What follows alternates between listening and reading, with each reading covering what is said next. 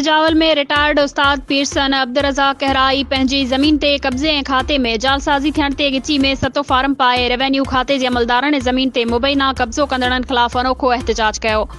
सिजावल शहर जे मुख़्तलिफ़ बाज़ारनि ऐं चौकनि ते गिची में ज़मीन जो असली सतो फार्म ॿधी माइक्रोफोन ते वॾे आवाज़ में एहतजाज कंदे अब्दुर्रज़ाक कहराई प्रेस क्लब सिजावल पहुतो, जिते हुन सहाफ़ियनि अॻियां एहतजाज कंदे चयो त मुंहिंजी ज़मीन जो मुख़ालिफ़नि रेवेन्यू अमलदारनि सां मिली भगत करे जालसाज़ी करे कूड़ो खातो करायो आहे, जॾहिं त मुख़ालिफ़ बासर माण्हुनि ज़मीन ते कब्ज़ो करे मूंखे मौतमार धमकियूं ॾेई रहिया आहिनि। हुन चयो आहे त अहिड़े कब्ज़े जालसाज़ी बाबति आला अख़्तियारियुनि खे शिकायतूं कयूं आहिनि ऐं इंसाफ़ लाइ गुज़िरियल 10 महीननि खां सरापा एहतजाज आहियां, उन बावजूदि मूंसां इंसाफ़ नथो थिए।